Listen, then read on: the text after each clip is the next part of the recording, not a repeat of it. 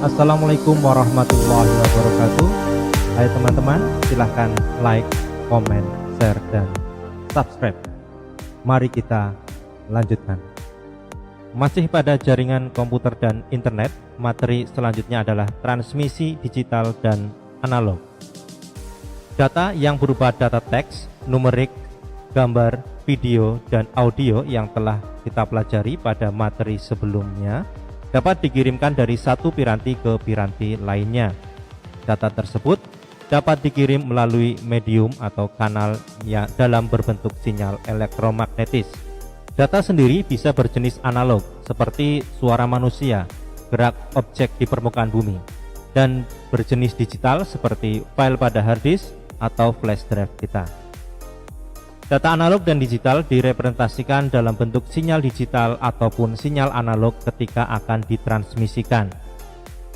Sinyal analog adalah sinyal yang bersifat gelombang kontinu yang direpresentasikan dengan gelombang kontinu elektromagnetik untuk sinyal analog elektris. Gerak mekanik, pneumatis, dan lain-lain juga bisa disebut dengan sinyal analog. Sinyal digital adalah sinyal yang bersifat diskrit dan dapat digambarkan seperti tangga naik turun. Sinyal digital digunakan pada komputer, sinyal televisi digital, sinyal satelit, dan lain-lain.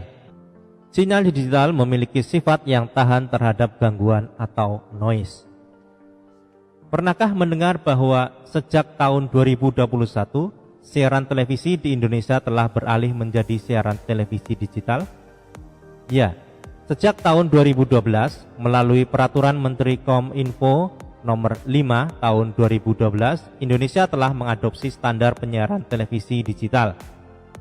Sistem penyiaran televisi digital menggunakan transmisi sinyal digital sehingga mampu memberikan layanan transmisi data gambar dan suara dengan baik, tidak menurun kualitasnya, dan bahkan memiliki kemampuan tambahan seperti layanan interaktif, layanan informasi acara yang akan berlangsung, dan bahkan informasi tambahan mengenai peringatan dini bencana yang bisa dikirimkan.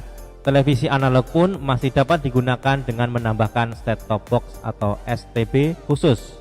Ketika sinyal terkirim, sinyal seringkali menurun kualitasnya. Penurunan kualitas disebabkan oleh beberapa hal seperti delay distortion atau distorsi kelambatan, yaitu penurunan kualitas yang disebabkan oleh keterlambatan atau terlalu cepatnya data terkirim. Hal ini bisa terjadi karena ketidakcocokan kecepatan dan frekuensi dari penerima dan pengirim.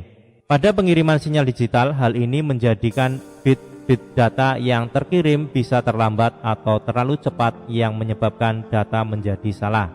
Attenuation atau atenuasi, yaitu penurunan kualitas sinyal yang bisa berasal dari amplitudonya atau arus listrik yang berkurang, dan lain-lain. Atenuasi biasanya terjadi karena adanya kehilangan kekuatannya karena jalur yang panjang. Penerimaan sinyal di sisi penerima diharapkan masih memiliki sinyal yang memadai sehingga dapat diinterpretasikan secara akurat. Noise atau draw, yaitu gangguan yang terjadi secara acak terhadap sinyal analog atau digital yang dapat menyebabkan berkurangnya kualitas sinyal. Terdapat beberapa jenis draw, yaitu thermal noise, yaitu draw karena suhu yang mempengaruhi sifat konduktif dari medium pengirim. Intermodulation, yaitu draw yang terjadi karena penggunaan medium pengiriman secara bersama oleh banyak frekuensi.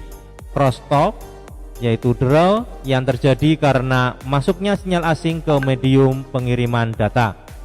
Impulse, yaitu draw yang terjadi karena gangguan insidental seperti petir, tegangan listrik yang tidak biasa, dan kegagalan komponen. Sinyal yang rentan terhadap gangguan draw ini adalah sinyal digital. Pada pengiriman data antar komputer diperlukan medium atau media transmisi yang dapat berbentuk guide media atau media terbimbing, atau unguided media atau media tak terbimbing. Guide media diantaranya adalah kabel unsealed with pair atau UTP, kabel koaksial, power line, dan serat optik di mana pengirim dan penerima terkoneksi secara langsung. Power line adalah teknologi yang mengirimkan sinyal menggunakan kabel yang berisi tenaga listrik. Sedangkan unguided media adalah udara di mana koneksi antar pengirim dan penerima akan dilakukan secara wireless atau tanpa kabel. Pengiriman informasi melalui media pengiriman memiliki kapasitas yang disebut dengan channel capacity atau kapasitas kanal.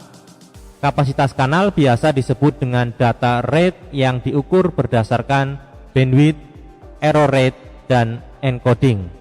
Bandwidth adalah kapasitas fisik dari media pengiriman, misalnya kabel UTP Cat7 mampu menampung kecepatan 10 gigabit per second dengan panjang maksimum kabel 100 meter. Serat optik mampu menampung kecepatan 200 gigabit per second dengan panjang maksimum kabel 80 km. Error rate adalah frekuensi kesalahan yang terjadi pada pengiriman data yang disebabkan karena draw. Sedangkan encoding adalah tingkat metode yang digunakan pada persinyalan. Demikian tadi materi transmisi digital dan analog, masih di materi jaringan komputer dan internet. Terima kasih, semoga bermanfaat. Selamat belajar dan tetap semangat.